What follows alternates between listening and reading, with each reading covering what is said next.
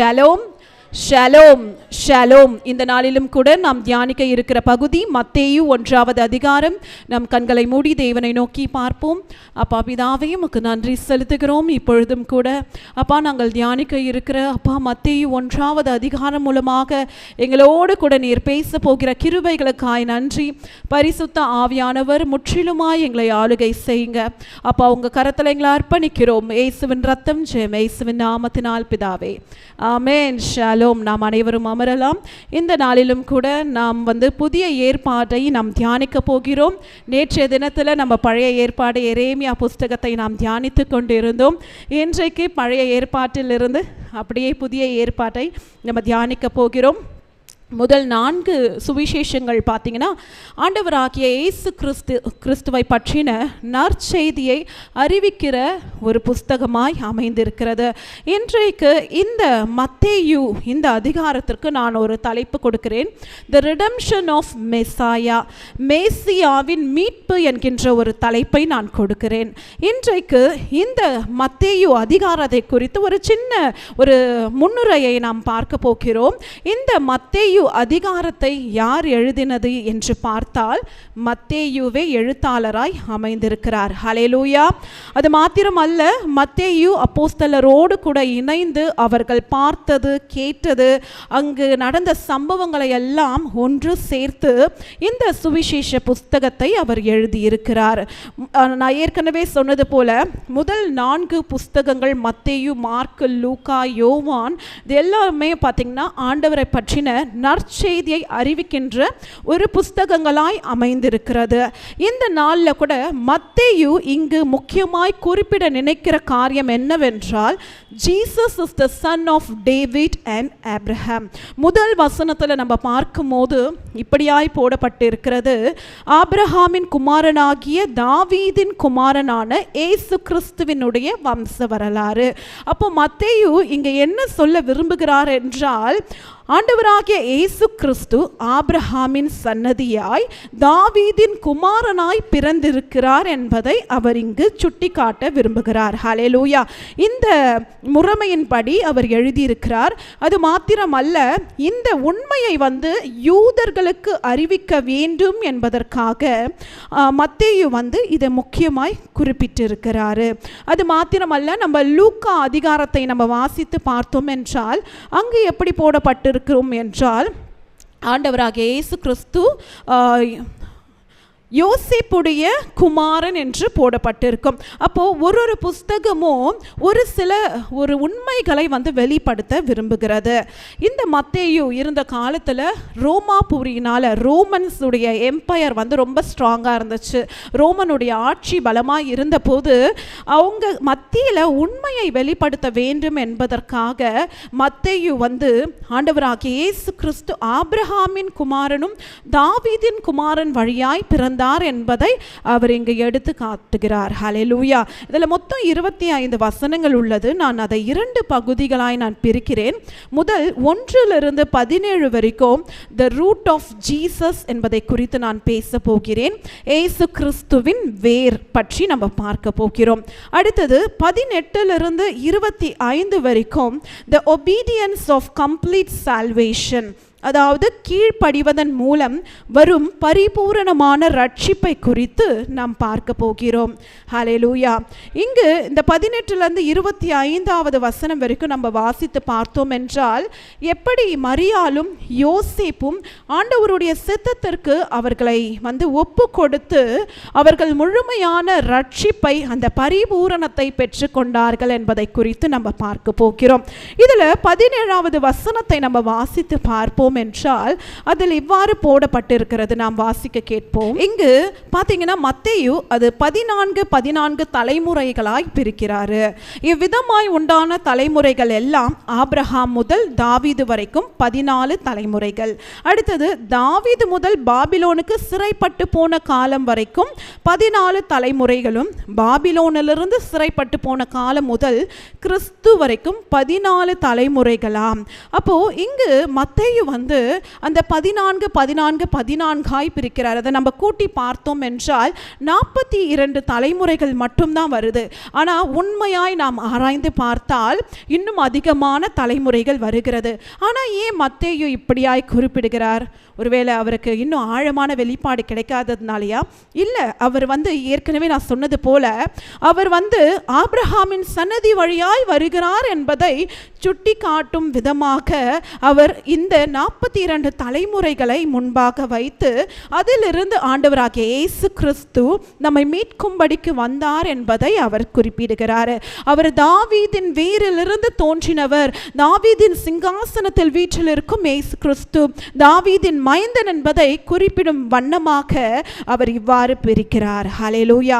அது மாத்திரமல்ல, அந்த காலகட்டத்தில் அந்த ரோமன் எம்பையரில் பார்த்தீங்கன்னா அநேக யூத மக்கள் வந்து ஏற்கனவே வந்து அவங்க தீர்க்க தரிசனத்தை பெற்றது நிமித்தம் ஆண்டவராகிய இயேசு கிறிஸ்து எங்களுடைய சன்னதியிலிருந்து தோன்றுவாங்க, எங்களுடைய குடும்பத்திலிருந்து தோன்றுவாங்கன்னு ஏற்கனவே தீர்க்க தரிசனமாக இயேசு என்ற பெயர் அந்த நாளில் அநேகருக்கு வைக்கப்பட்டிருந்துச்சாம்.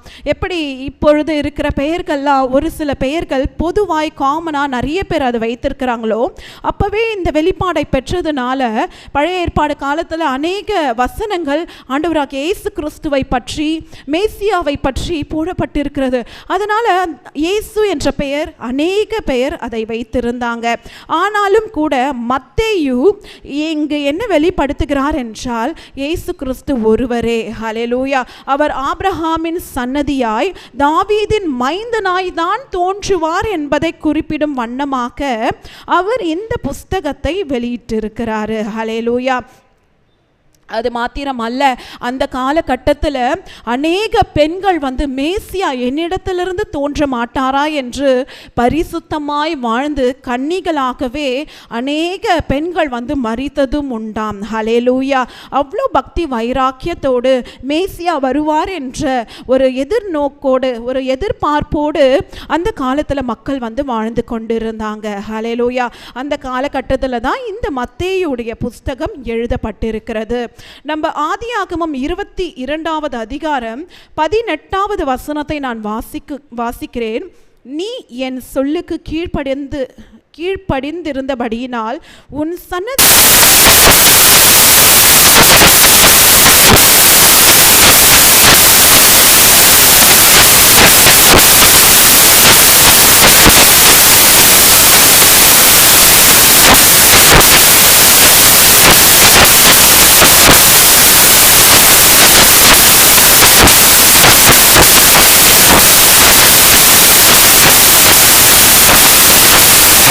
கொஞ்ச நாளாக எரேமியா புஸ்தகத்தை நம்ம வாசித்து முடித்தோம். அதில் கூட நம்ம தியானித்தோம் இல்லையா? எரேமியா 23வது அதிகாரம் வசனங்கள் 5-6 நம்ம வாசிக்கும் போது, இதோ நாட்கள் வரும் என்று கர்த்தர் சொல்லுகிறார், அப்பொழுது தாவீதுக்கு ஒரு நீதியுள்ள கிளையை எழும்ப பண்ணுவேன். அவர் ராஜாவாய் இருந்து ஞானமாய் ராஜரீகம் பண்ணி பூமியிலே நியாயத்தையும் நீதியையும் நடப்பிப்பார். அவர் நாட்களில் யூதா ரட்சிக்கப்படும், இஸ்ரவேல் சுகமாய் வாசம் பண்ணும். அவருக்கு இடும் நாமம் தமது நீதியாய் இருக்கிற கர்த்தர் என்பதே. ஹல்லேலூயா. எரேமியாவுக்கு கூட ஆண்டவர் வெளிப்பாடை கொடுத்தார். இதோ நாட்கள் வரும் என்று கர்த்தர் சொல்லியிருந்தார். அப்போ ஆண்டவர் இவ்வளவாய் வந்து அநேக தீர்க்கதரிசிகள் மூலமாக மேசியாவை குறித்து, இரட்சகராகிய இயேசு கிறிஸ்துவை குறித்து அவர் சொல்லிக்கொண்டே வந்தார். அதே தான் புதிய ஏற்பாட்டில் அதை வந்து நிறைவேற்றுகிறார். ஹல்லேலூயா. நம்ம எடுத்து வாசிக்கலாம். 1-5 வசனங்கள் வரைக்கும் நம்ம வாசிக்க கேட்போம். ஆமென். ஹல்லேலூயா. இதெல்லாம் வம்ச வரலாறு. ஆண்டவராகிய இயேசு கிறிஸ்துவை மத்தேயு வந்து ஆபிரகாம் வழியாய் அந்த தலைமுறைகள் மூலமாக இந்த வம்ச வரலாறை குறிப்பிடுகிறார். முதல் வசனம் ஆபிரகாமின் குமாரனாகிய தாவீதின் குமாரனான இயேசு கிறிஸ்துவினுடைய வம்ச வரலாறு. ஜீசஸ் கிரைஸ்ட், இயேசு கிறிஸ்து என்றால் யெகோவா என் ரட்சிப்பு என்று அர்த்தமாம். ஹல்லேலூயா. கிறிஸ்து என்றால் அனாயிண்டட் ஒன் ஆஃப் மேசியா, மேசியாவால் அபிஷேகம் பண்ணப்பட்டவர் என்று அர்த்தம். இயேசு கிறிஸ்து வந்து நம்மை பாவத்திலிருந்து மீட்கும்படிக்கு அவர் வந்தார் என்பதை இந்த புஸ்தகம் குறிப்பிடுகிறது. அது மாத்திரமல்ல, ஆபிரகாமின் சன்னதியாகிய வேர், இந்த வேர் என்பது வந்து யூனிக், அதாவது இது யாருக்குமே பொருந்தாது, இது சிங்குலர்ல அமைந்திருக்கு. இது வந்து ஆண்டவராகிய இயேசு கிறிஸ்துவை பற்றி மட்டும் தான் பேசப்படுகிற ஒரு புஸ்தகமாய் அமைந்திருக்கிறது. ஹல்லேலூயா. அதே போல ஆண்டவராகிய இயேசு கிறிஸ்துவின் ரட்சிப்பு வந்து பார்த்தீங்கன்னா லிமிட்டட் கிடையாது. அது வந்து எத்தனை பேரை வேணாலும் மீட்க வல்லமையுடையதாக இருக்கிறது. ஹல்லேலூயா. எதனால் நம்ம ஆண்டவருடைய வாக்கு தத்தத்தின் மூலமாக நம்ம பரிபூர்ண ரட்சிப்பை அடையலாம். ஆண்டவர் ஏற்கனவே ரட்சித்தாரு, நம்ம பரிபூர்ணத்தை நம்ம வந்து பெற்றிருக்கிறோம். ஆனாலும் கூட சில நேரத்தில் நம்ம ரட்சிக்கப்பட்டவர்களை போலவே நம்ம உணராததுக்கு காரணம் என்னவென்றால் கீழ்ப்படியாமை. ஹல்லேலூயா. நம்ம தொடர்ந்து நம்ம வாசிக்கலாம். ஹல்லேலூயா. இங்கே முக்கியமாக மத்தேயு வந்து இந்த 11வது வசனத்திலும் 12வது வசனத்திலும் பாபிலோனுக்கு சிறைப்பட்டு போனவர்களை பற்றி குறிப்பிடுகிறார். காரணம் என்னவென்றால், நம்ம தியானித்தபடி எரேமியா புஸ்தகத்தில் பார்த்தோம், அந்த ஜனங்கள் வந்து ஆண்டவருக்கு கீழ்ப்படிந்து நடக்காம, ஆண்டவருடைய தீர்க்க தரிசனத்துக்கு அந்த வார்த்தைக்கு செவி சாய்க்காம தங்களுடைய சுய இஷ்டத்திற்கு போய், சுய வழிகளில் போய் எகிப்து பக்கமாய் சாய்ந்து உண்மையான தேவனுடைய வார்த்தையை விட்டுவிட்டு பாபிலோனுக்கு தன்னை அர்ப்பணிக்காம எகிப்தை நம்பினார்கள். அது மாத்திரமல்ல, ஆண்டவருடைய வார்த்தைக்கு முக்கியமாக அவங்க செவி சாய்க்கல, ஆண்டவரை வந்து புறக்கணித்தாங்க, அசட்டை பண்ணினாங்க. அது ஆண்டவருடைய பார்வையில் எப்படியாய் மாறினது என்றால் பாவமாய் மாறிற்று. அதுதான் இங்க மத்தேயு வந்து குறிப்பிட்டு சொல்லுகிறார், பாபிலோனுக்கு சிறைப்பட்டு போன பின்பு. அப்போ இங்க வந்து அதை வந்து அவர் மார்க் பண்ணுகிறாரு. இந்த ஜனங்கள் வந்து பாபிலோனுக்கு சிறைப்பட்டு போனாங்க. காரணம், இவர்கள் ஆண்டவருக்கு கீழ்ப்படியல, ஆண்டவரை வந்து அசட்டை பண்ணினாங்க, ஆண்டவரையே வந்து மறுதலித்தாங்க. அதனால மேசியா தோன்றும்படிக்கு அவர்களை வந்து தேவன் வந்து அந்த பாவத்திலிருந்து, அந்த இருளில் இருந்து கொண்டு வரும்படிக்கு கர்த்தர் இதோ தாவீதின் சன்னதியில் தோன்றினார் என்பதை இங்கு வந்து மத்தேயு வந்து அதிகமாய் வந்து முன்வைக்கிறார். ஹல்லேலூயா. அடுத்தது பார்த்தீங்கன்னா, நம்மளுக்கு கூட சில நேரத்தில் வந்து ரட்சிப்பு என்றால் என்ன அப்படின்ட்டு அநேக சந்தேகங்கள் வரும். காரணம், ஒரு கஷ்டம் வந்துருச்சுன்னா ஆண்டவர் நம்ம கூட இருக்கிறாரா அப்படின்ற கேள்வி எல்லாம் வரும். ஆனால் ஆண்டவர் வந்து நம்மளுக்கு வாக்கு தத்தம் கொடுத்திருக்கிறார். ஹல்லேலூயா. இம்மானுவேல் என்ற ஒரு வாக்கு தத்தத்தை கொடுத்திருக்கிறார். 23வது வசனத்தை நம்ம வாசிக்கும் போது இம்மானுவேல் என்று பெயரிடுவார்கள். இம்மானுவேல் என்றால் தேவன் நம்மோடு கூட இருக்கிறார் என்று அர்த்தமாம். ஹல்லேலூயா. தேவன் நம்மோடு கூட இருக்கிறார். நம்ம யோசித்து பார்ப்போமே, இந்த 18 இருந்து நம்ம 24 வசனங்கள் வாசிக்கும் போது நான் அதற்கு ஒரு தலைப்பு கொடுத்திருந்தேன், முழுமையான ரட்சிப்பை எப்படி பெற முடியும் என்றால் கீழ்ப்படிவதன் மூலமாக. அந்த 18வது வசனத்துல நம்ம வாசிக்கும் போது யோசேக்கு நியமிக்கப்பட்டிருந்த மரியாளை குறித்து போடப்பட்டிருக்கிறது. அதற்கு முன்பாக நம்ம பார்த்தோம், யாக்கோபு மரியாளுடைய புருஷனாகிய யோசேப்பை பெற்றான், அவளிடத்தில் கிறிஸ்து எனப்படுகிற இயேசு பிறந்தார். ஹல்லேலூயா. அப்போ இங்கு பார்த்தீங்கன்னா மத்தேயு தெளிவாக வந்து போட்டிருக்கிறாரு என்னவென்றால், மரியாளிடத்திலிருந்து கிறிஸ்து தோன்றினார். மரியாள் வந்து பரிசுத்த ஆவியினாலே அவள் வந்து கர்ப்பம் தரித்திருந்தாள். ஹல்லேலூயா. அது மனுஷ சித்தத்தினால் அல்ல, புருஷனுடைய சித்தத்தினால் அல்ல, பரிசுத்த ஆவியினால் அவள் கர்ப்பம் தரித்திருந்தாள் என்று. ஹல்லேலூயா. ஆணும் பெண்ணும் இணைந்து அந்த குழந்தை பிறக்கல, அது பரிசுத்தமான உன்னதமான தேவனுடைய சித்தத்தின்படி பிறந்த குழந்தை. ஹல்லேலூயா. அப்ப யோசேப்பு யார் என்று பார்த்தா ஒரு கார்டியன். ஹல்லேலூயா.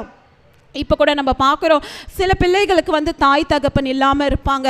அப்போ அவங்களுக்கு வந்து பார்த்திங்கன்னா ஒரு கார்டியனை வந்து நியமிப்பாங்க.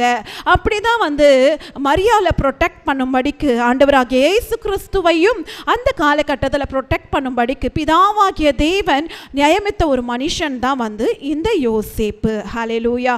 அப்போ நம்ம வாசித்து பார்க்கும்போது இங்கு 18வது வசனம் போடப்பட்டிருக்கிறது, இயேசு கிறிஸ்துவனுடைய ஜனத்தின் விவரமாவது, அவருடைய தாயாக்கிய மரியாள் யோசேப்புக்கு நியமிக்கப்பட்டிருக்கையில் அவர்கள் கூடி வரும் முன்னே அவள் பரிசுத்த ஆவியினால் கர்ப்பவதியானாள் என்று காணப்பட்டது. ஹல்லேலூயா. அப்போ இங்கு ஆண்டவர் மத்தேயு மூலமாய் சொல்லுகிறார், இந்த மரியாளும் யோசேப்பும் கூடி வருவதற்கு முன்பாகவே, அவங்க அந்த உறவுக்குள்ள செல்வதற்கு முன்பாகவே பரிசுத்த ஆவியினால மரியாள் கர்ப்பவதி ஆனால் என்ற உண்மையை ஆண்டவர் இங்கு வெளிப்படுத்துகிறாரு.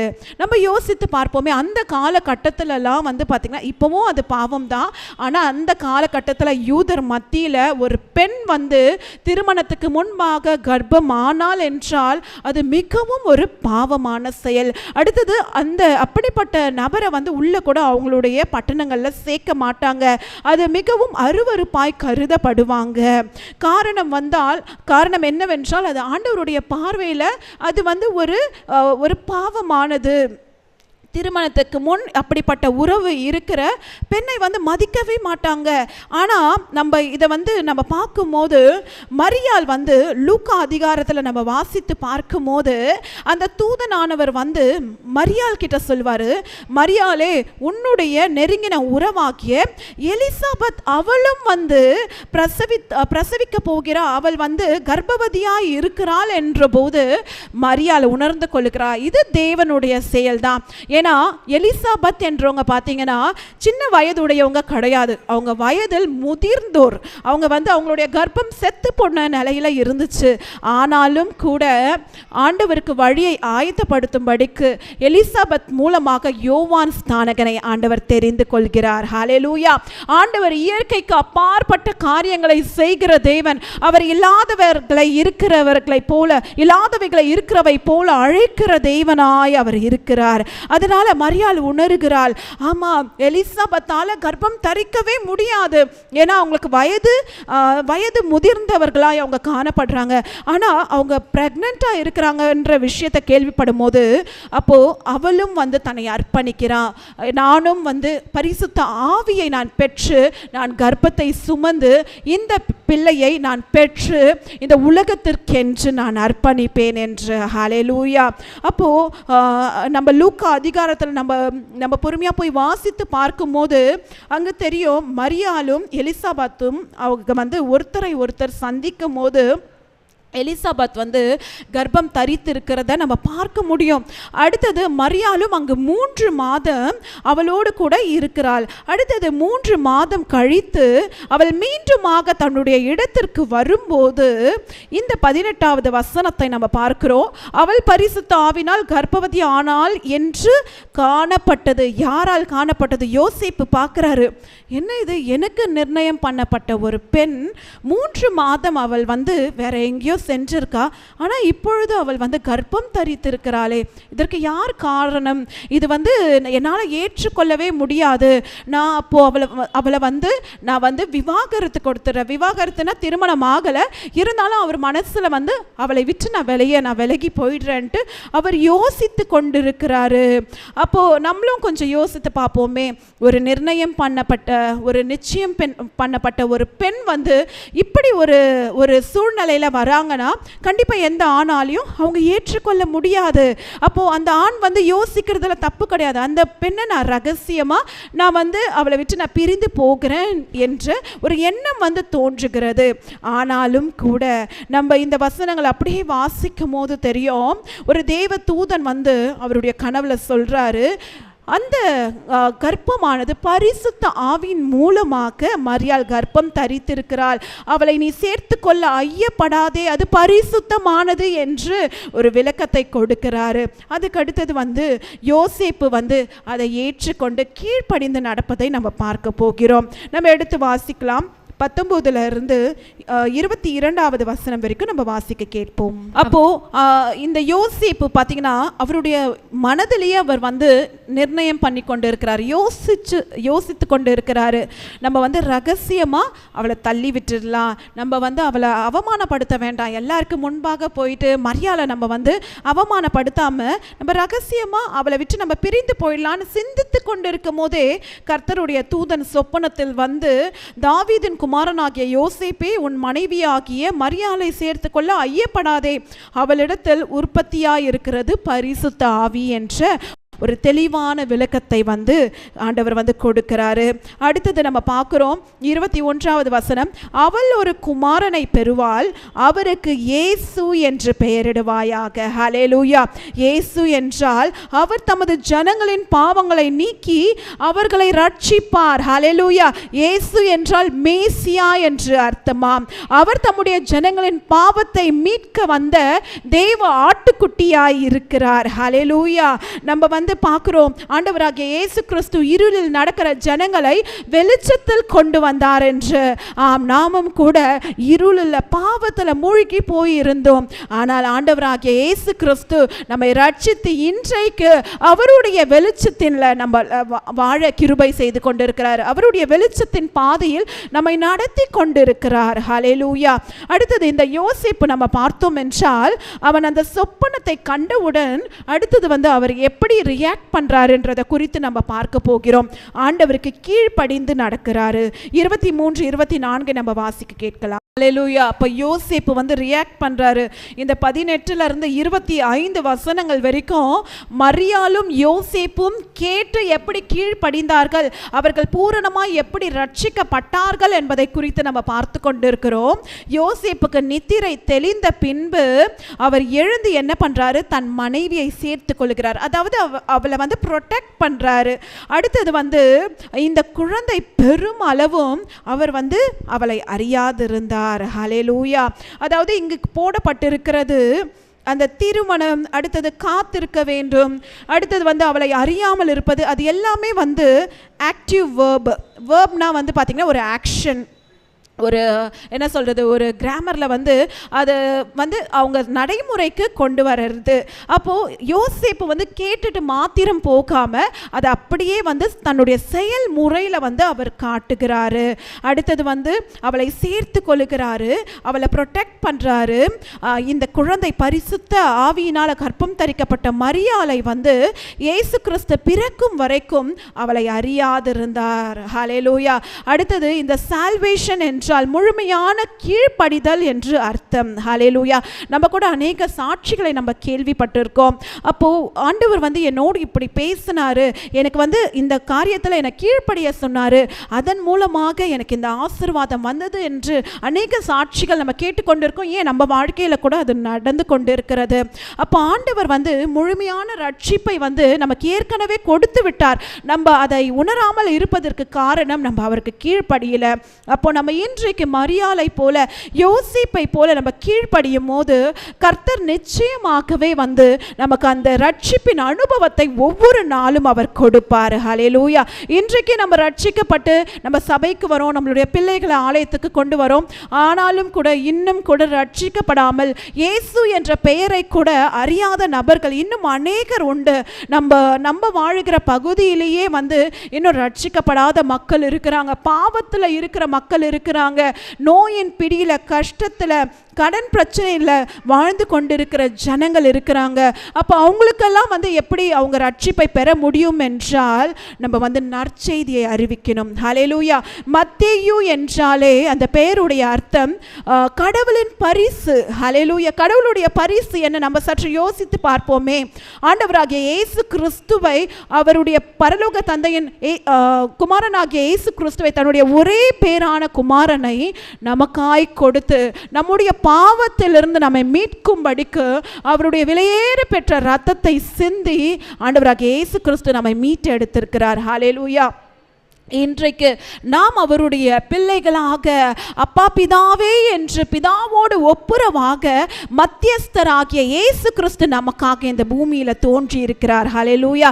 அவர் பிறந்தது மாத்திரம் அல்ல, அவர் நமக்காக அடிக்கப்பட்ட தேவ ஆட்டுக்குட்டியாய் நமக்காக அவருடைய விலையேற பெற்ற இரத்தத்தை சிந்தி நம்முடைய பாவங்களை எல்லாம் கழுவி இன்றைக்கு அவரையே அர்ப்பணித்து அவர் உயிரோடு எழுந்து பரத்திற்கு சென்றிருக்கிறார். ஹல்லேலூயா.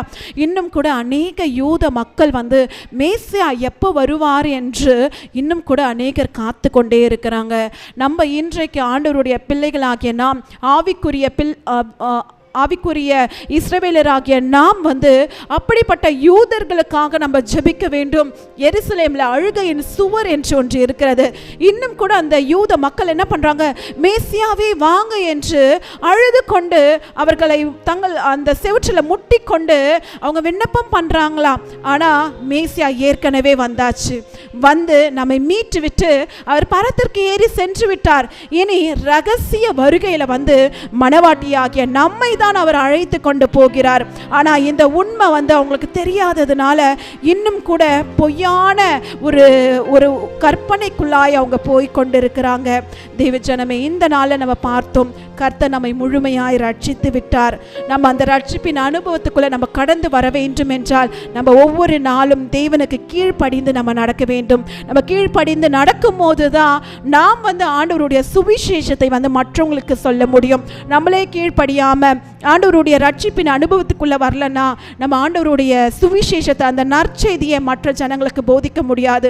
இன்றைக்கு நம்ம அப்படியே எழுந்து நம்ம ஆண்டவருடைய சமூகத்தில் நம்மளை விட்டு கொடுப்போம், நம்மளை அர்ப்பணிப்போம். ஆண்டவரே, இதுவரைக்கும் ஒருவேளை நான் கீழ்ப்படியாம நான் நடந்திருந்தேனா, இன்றைக்கு நான் என்னை அர்ப்பணிக்கிறேன், உமக்கேற்ற பாத்திரமாய் என்னை மாற்றி, எப்படி மரியாள் தன்னையே அர்ப்பணித்தாலோ, தன்னை அர்ப்பணித்து நான் உமது அடிமை, உம்முடைய சித்தத்தின்படி என்னை அர்ப்பணிக்கிறேன் என்று விட்டு கொடுத்தாலோ, இன்றைக்கு அப்படியாய் நான் விட்டு கொடுக்கிறேன், என்னை உமக்கேற்ற பாத்திரமாய் என்னை எடுத்து பயன்படுத்தும் என்று நாம் தேவனிடத்தில் அர்ப்பணித்து நாம் ஜெபிப்போம்.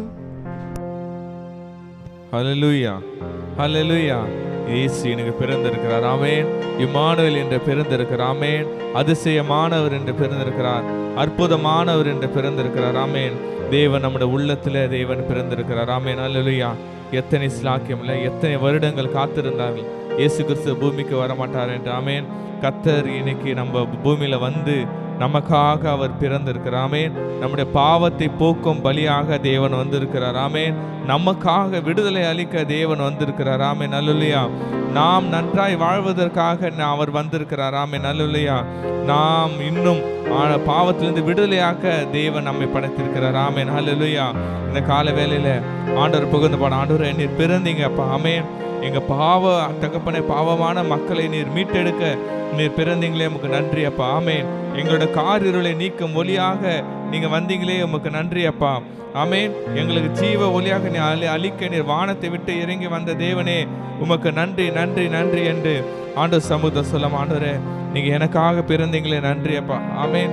நீங்க என்னை வாழ வைக்கிறதுக்காக வானத்தை விட்டு நீர் பூமிக்கு வந்தீங்களே, நன்றி அப்பா. நீர் எனக்காக ஜீவனை அளிக்க நீர் தகப்பனே நீர் இறங்கி வந்தீரே, உமக்கு நன்றி சொல்லிட்டு பிறந்தார் வானவர் புவி மானிடர் என்ற பாடலை நாம் கூட சேர்ந்து பாடி நம் தேவனுடைய நாமத்தை மகிமைப்படுத்தலாம், ஆமென். பிறந்தார் பிறந்தார் பிறந்தார் பிறந்தார் வானவர் புவி மானிட புகழ் பாடிட பிறந்தார். வானவர் புவி மானிட புகழ் பாடிட பிறந்தார், புகழ் பாடிட பிறந்தார். சொல்லமா பேர் பிறந்தார் பிறந்தார் பிறந்தார் பிறந்தார் வானவர் புவி மானிட புகழ் பாடிட பிறந்தார். வானவர் புவி மானிட புகழ் பாடிட பிறந்தார். சொல்லமா பாவ உலக மானிடமே பாசம் அடைந்தவரே, பாவ உலக ஆமெனப்பா பாசம் அடைந்தவரே, மனக்காரிருளை எம்மில் நீக்கிடுமே மாஜோதியாய் திகழ்ந்தார். மனக்காரிருளை எம்மில் நீக்கிடுமே மாஜோதியாய் திகழ்ந்தார், மாஜோதியாய் சந்தோஷமா பலமே பிறந்தாமேன் பிறந்தார் பிறந்தார் பிறந்தாமே வானவர் புவி மானிட புகழ் பாடிட பாடிட பிறந்தார். வானவர் புவி மானிட புகழ் பாடிட பிறந்தார். புகழ் பாடிட பிறந்தார். பிறந்தார் பிறந்தார். ஆம் தகப்பனே அப்பா, நீர் வானாதி வானம் படைத்த தேவனே அப்பா, தேவாதி தேவனே அப்பா, நீர் எங்கள் மத்தியில் இறங்கி வந்து கிருபைக்கு நன்றி செல்கிறப்பா. நீர் எங்களுக்காக ஜீவனை மீட்டெடுக்க அப்பா, நீர் எங்களுக்கு ஜீவனை கொடுக்க நீர் தகப்பனே இறங்கி வந்தீங்களே உமக்கு நன்றி நன்றி நன்றி நன்றி நன்றி நன்றி நன்றி அப்பா. இம்மட்டும் பேசின தேவன் இனிமேலே பேசுங்கப்பா. நீரே வழிநடத்துங்க, நீரே பலப்படுத்துங்கப்பா, நீரே ஆசீர்வதிங்க. ஆமென். மத்தேயு 1:23 இப்படியா சொல்கிறது, அவன் இதோ ஒரு கன்னிகை கர்ப்பவதி ஆகி ஒரு குமாரனை பெறுவாள், அவருக்கு இம்மானுவேல் என்று பெயரிடுவார்கள். ஆமேன். இம்மானுவேல் என்பதற்கு தேவன் நம்மோடு இருக்கிறார் என்று அர்த்தமா? ஆமேன். இன்னைக்கு பார்க்கிறோம், தேவன் அவர் நம்மோடு இருக்கிறார். ஆமேன். அல்லேலூயா. பழைய ஏற்பாட்டில் எத்தனையோ வருடங்கள் தேவனை எங்கெங்கேயோ போய் தரிசித்தார்கள். ஆமேன். எத்தனையோ காலங்கள் ஆண்டவரை எவ்வளோ கஷ்டப்பட்டு தேடினார்கள். ஆனால் இன்றைக்கு ஆண்டவர் நம்மளுக்கு சொல்லுகிற, மகனே தேவன் நம்மோடு இருக்கிறார். ஆமேன். அப்படிப்பட்ட இம்மானுவேல் நம்மோடு இருக்கிறார். ஆமேன். அல்லேலூயா. இன்னைக்கு ஒருவேளை நம்ம பலவிதமான சூழ்நிலைகளை, உண்மையாலே தேவன் என்னோடு கூட இருக்கிறாரா? தேவன் இருந்தால் ஏன் இந்த காரியங்கள் நடக்கிறது? ஆண்டவர் என்னை கைவிட்டாரா? இல்லை ஆண்டவர் எனக்கு ரொம்ப தூரமாக இருக்கிறாரா? ஏன் இந்த பாடுகள் என்று நம்ம வாழ்க்கையில் நினைச்சிருக்கலாம். ஆனால் ஆண்டவர் சொல்ல, மகனே இல்லை மகனே, ஆமேன், நான் உன்னை மீட்பதற்காக தான் நான் உலகத்திற்கு வந்தேன், நான் உன்னோடு கூடவே இருக்கிறேன் என்று கர்த்தர் சொல்லுகிறார். ஆமேன். இன்னைக்கு நம்ம ஆண்டவர் நம்ம உறுதியாக சொல்றார், மகனே நான் உன் கூட தான் இருக்கிறேன், நீ கலங்காதே. மகனே நான் கூட தான் இருக்கேன், நீ திகையாதே. மகனே நான் உன்னோடு கூட இருக்க, நான் பலப்படுத்துறேன், நீ திகையாதே. நான் சதா காலங்களிலும் நான் உன்னோடு இருக்கிறேன் என்று சொன்ன இம்மானுவேல் தேவன் இன்னைக்கு நம்மோடு கூட இருக்கிறார். முடிந்தவர்கள் நம்ம கண்களை மூடி நம்ம கர்த்தரை நோக்கி பார்க்கலாமா? யாரா இருக்கலாம் என்னென்ன துயரத்தோட, ஆண்டவரே ஏன்பா எனக்கு தூரமா இருக்கீங்க, நீங்க என் கூட இருந்தால் அதெல்லாம் நடந்திருக்காதப்பா, நீங்க என் கூட இருக்கீங்களா இல்லையா? நான் அநேக முறை ஆண்டவர் நம்ம பார்த்து கேள்வி கேட்டு இருக்கலாம். ஆனா இன்னைக்கு ஆண்டவர் நம்மளை பார்த்து சொல்றார், மகனே நான் உன்னோடு கூட இருக்கிறப்பா, நான் உன்னுடைய இருதயத்தில் நான் வாசம் செய்கிறேன், நான் உன்னை விட்டு விலகுவதும் இல்லை, உன்னை நான் கைவிடுவதும் இல்லை என்று எனக்கு கர்த்தர் சொல்லுகிறார். இம்மானுவேல் நான் உன்னோடு கூட இருக்கிறேன், நான் உன்னை விலகுவதும் இல்லை, கைவிட சொன்ன தேவன் இன்னைக்கு நம்ம ஒவ்வொருத்தரும் நம்ம கூட இருக்கிறார். உலக மானிடர்மே பாசம் அடைந்தவரே, பாவ உலக மானிடர்மே பாசம் அடைந்தவரே, மனக்காரிருளை எம்மில் நீக்கிடுமை மாச்சோதியாய் திகழ்ந்தார். மனக்காரிருளை எம்மில் நீக்கிடுமை மாச்சோதியாய் திகழ்ந்தார். மாச்சோதியாய் திகழ்ந்தாராம். எங்களை தகப்பனே நாங்கள் செபிக்கிறப்பா, இன்று நாங்கள் தகப்பனே கற்றுக்கொண்டோம். தகப்பனே நீர் எங்களோடு கூட இருக்கீங்கப்பா, நீர் எங்களை விட்டு விலகுவதும் இல்லை, எங்களை கைவிடுவது சொன்ன தேவன் எங்களை கூட இருக்க உங்க நன்றி செலுத்துகிறப்பா. உங்க பிரசன்னத்தால் நீர் வழி நடத்துங்க, உங்க கிருபை எங்களோட கூட இருந்த தகப்பனே நீரே ஆசீர்வதி வழி நடத்துங்க. இயேசு முடிச்ச நல்ல பிதாவே, ஆமென். மத்தேயு 21:1 மத்தேயு 1:21 சொல்லப்பட்டிருக்கிறது. Thank you Jesus. அப்பா பிதாவே, இது இந்த வேலையில் கூட தகப்பனே எங்கள் கூட நீங்கள் இடைப்பட்டு கொண்டு இருப்பதற்காக உமக்கு நன்றி நன்றி நன்றி ராஜா. மத்தேயு 1:21 போடப்பட்டு இருக்கிறது. அவள் ஒரு குமாரனை பெறுவாள், அவருக்கு இயேசு என்று பெயரிடுவாயாக, ஏனெனில் அவர் தமது ஜனங்களின் பாவங்களை நீக்கி அவர்களை ரட்சிப்பார் என்றான். ஆமென். இந்த வசனத்தில் போடப்பட்டிருக்கிறது. நாம் என்ன கற்றுக்கொண்டோம்? இயேசு ஒரு தேவ குமாரனா அவர் இந்த உலகத்தில் பிறந்தாரா? எதுக்காக பிறந்தார் நம்ம பார்த்தோன்னா, அவர் நம்மளோட பாவங்களை நீக்கும்படியாக அவர் பிறந்தார் என்று.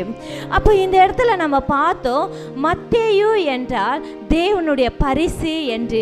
அப்ப தேவனுடைய பரிசுன்னா ஆண்டவரோட சுவிசேஷத்தை அறிவிக்கும்படியாக மத்தேயு இந்த உலகத்துல என்ன பண்ணாரு, சுவிசேஷமா எழுதப்பட்டு இந்த நாள்ல நம்ம கையில ஆண்டவர் கொடுத்து இருக்கிறாரு. அப்ப இந்த நாள்ல மத்தேயு போல நாமளும் எப்படி இருக்கணும் அப்படின்னா, ஆண்டவரோட சுவிசேஷத்தை எடுத்து செல்லும்படியாகத்தான் ஆண்டவர் நம்மையும் படைத்து இருக்கிறாராம். ஆமென். எத்தனையோ பேர் பாவத்துல கட்டப்பட்டு நொறுக்கப்பட்டு காயப்பட்டு இருக்காங்க. அப்ப அவங்களுக்கெல்லாம் யாரு போய் ஆண்டவரை பத்தி சொல்லுவாங்கன்னா, நம்மளை தான் மத்தேயுவை போல ஆண்டவர் இந்த நாள்ல தெரிந்து கொண்டு இருக்கிறாரு. அப்ப சுவிசேஷத்தை அறிவிக்கும்படியாகத்தான் தேவன் நம்மையும் தெரிந்து கொண்டு இருக்கிறார் என்று. அப்ப இந்த நாளை நாமே ஆராய்ந்து பார்க்கலாம். நம்ம இதுவரையும் ஆண்டவர் யார் என்று தெரிந்தோம், நம்ம போய் ஆண்டவரை பற்றி இன்னும் சொல்லாமல் இருந்தால் இந்த நாளை நம்ம அர்ப்பணிப்போம். ஆண்டவரோட சுவிசேஷத்தை நான் அறிவிப்பேன்றவங்க நம்ம முன்பாக கடந்து வரலாம். நம்ம இப்பொழுது ஜெபிக்கலாம். ஏசப்பா, இதுவரையும் நான் உம்மை பற்றி சொல்லாமல் இருந்துட்டப்பா, இனி நான் உமக்காக நான் போய் சுவிசேஷத்தை அறிவிப்பேன்னு சொல்லி நம்ம இந்த நாளில் ஒரு முடிவு எடுக்கலாம். அப்பா பிதாவே, இதோ இந்த வேலையில் கூட தகப்பனே, இதுவரையும் நான் உம்மை பற்றி அறிந்தோம், நான் மற்றவர்களுக்கு சொல்லாமல் இருந்துட்டப்பா. அப்பா, இந்த நாளில் எங்களை நீங்கள் மன்னிங்கப்பா. இதோ தகப்பனே, இந்த நாளில் நான் உங்களை பற்றி நான் அநேக பேருக்கு நான் சொல்லுவேன்ப்பா. இதோ கர்த்தாவே, உம்முடைய சுவிசேஷ வேத வசனத்தை நாங்கள் கையில் எடுத்துக்கொண்டு அப்பா, இதோ கர்த்தாவே, உலக ரட்சகர் இதோ என்னோடு கூட இருக்கிறார். நான் அப்பா இதோ கர்த்தாவே, உம்மை பற்றி நான் சொல்ல நான் புறப்பட்டு போறேன் என்று அப்பா இந்த நாளில் நாங்கள் முடிவு எடுக்கிறோம் தகப்பனே. இந்த நாளில் நாங்கள் முடிவு எடுக்கிறோம் அப்பா. உம்முடைய வேதாகமத்தை நாங்கள் கையில் எடுத்துக்கொள்கிறோம்ப்பா. வேதாமத்தை நாங்கள் கையில் எடுத்துக்கொண்டு நாங்கள் புறப்பட்டு போறப்பா. அப்பா, இதோ அநேக பேரை சீஷராக்கி பிதா குமார பரிசுத்த ஆவியினால அப்பா ஞானஸ்தானம் கொடுக்கிறவர்களாக இதோ ஒவ்வொருவரையும் நீங்க அப்பா இந்த நாள் அபிஷேகம் பண்ணமைக்காக உமக்கு நன்றி செலுத்துகிறோம் அப்பா. நன்றி ராஜா. நிறைய பொறுப்பெடுத்து பாதுகாத்து வழிநடத்து. இயேசுவின் ரத்தம் ஜெயம், இயேசுவின் நாமத்தில் பிதாவே, ஆமென். ஆமென். ஹல்லேலூயா. இந்த நாளில் கூட நம்ம பார்த்தோம், இயேசு என்ற ஒரு நற்செய்தி நமக்கு கொடுக்கப்பட்டிருக்கிறது. நம்ம கூட எத்தனையோ பேர் நம்ம சுவிசேஷம் சொன்ன பிறகுதான் அதற்கு கீழ்ப்படிந்து அந்த ரட்சிப்பை நம்ம பெற்றுக்கொண்டோம். இந்த நாளில் நம்ம எத்தனையோ பாவத்தில் அந்தகாரத்தில் நம்ம இருக்கும் பொழுது அந்த இயேசு என்ற ஒரு நற்செய்தி நமக்கு ஒருத்தர் சுவிசேஷமாக சொல்லியிருக்காங்க. அந்த சுவிசேஷத்திற்கு நாம் கீழ்ப்படிந்து அர்ப்பணித்தனால் அந்த ரட்சிப்பை நாம் பெற்றுக்கொண்டோம். இந்த நாளில் கூட எத்தனையோ பேர் அந்த ரட்சிப்பை பெறாதபடி இருக்கிறாங்க. அவர்களிடத்தில் நாம் சென்று இயேசு என்ற நற்செய்தியை நாம் அறிவிக்கும்படியாக இந்த நாளில கூட அவர்களுடைய வாழ்க்கையில் இருக்க எல்லா அந்தகாரங்களையும் கர்த்தர் தாமே மாற்றி போடும்படியாக நாம் ஜெபிப்போம். இப்பொழுதும் நம் தேசத்திற்காக, நம் ரட்சிக்கப்படாத ஒவ்வொரு ஜனங்களுக்காக நாம் முன்பாக கடந்து வந்து நாம் ஜெபிக்கலாம். எங்களை பரிசுத்தமுள்ள பிதாவே, இந்த வேலைக்காக உமக்கு நன்றி செலுத்துகிறோம் ஆண்டவரே. அப்பா, இயேசு என்ற நற்செய்தி எங்களுக்கு அறிவிக்கப்பட்டது போல இந்த நாளில கூட ஆண்டவரே, இன்னும் யார் யாரெல்லாம் ஆண்டவரே இயேசு என்ற நாமத்தை கூட அறியாத ஜனங்கள் இருக்கிறார்களோ அப்பா, அவர்கள் மத்தியில் நம்முடைய வார்த்தைகள் புறப்பட்டு போகட்டும் தகப்பனே. அப்பா, உம்முடைய வல்லமை கடந்து போகட்டும் ஆண்டவரே. அப்பா, எத்தனையோ பேர் அந்தகார இருள இருக்காங்களேப்பா, பாவத்துல இருக்காங்களே டாடி, அவர்களே ஆண்டவரே உம்முடைய ஒளியினத்திற்கு வரும்படியாக எங்களுடைய எல்லா அந்தகார இருளையும் நீர் மாற்றி போட்டு அப்பா உம்முடைய ஒளியினத்திற்கு நான் அழைக்க ஆண்டவரே இந்த நாளிலே நீர் எங்களை தெரிந்து கொண்டிருக்கிற தகப்பனே.